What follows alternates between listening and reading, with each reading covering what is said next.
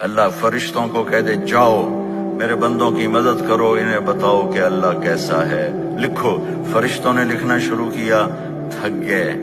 بڑے فرشتوں کو بلاؤ، جبریل، میکائیل، اسرائیل، اسرافیل، بلاؤ۔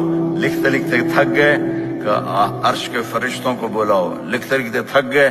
نبیوں کو بلاؤ، نبیوں نے لکھا، وہ تھک گئے، کہ نوح بلاؤ، ابراہیم بلاؤ، عیسیٰ بلاؤ، موسیٰ بلاؤ، لکھتے لکھتے تھک گئے، کہ میرے آخری نبی کو بلاؤ، محبوب مصطفیٰ محمد مصطفیٰ صلی اللہ تعالی علیہ وسلم کو بلاؤ، جو اولین و آخرین کے سردار، جن کو اللہ نے اپنے علم میں سے سب سے زیادہ حصہ دیا، کہ ان کو بلاؤ۔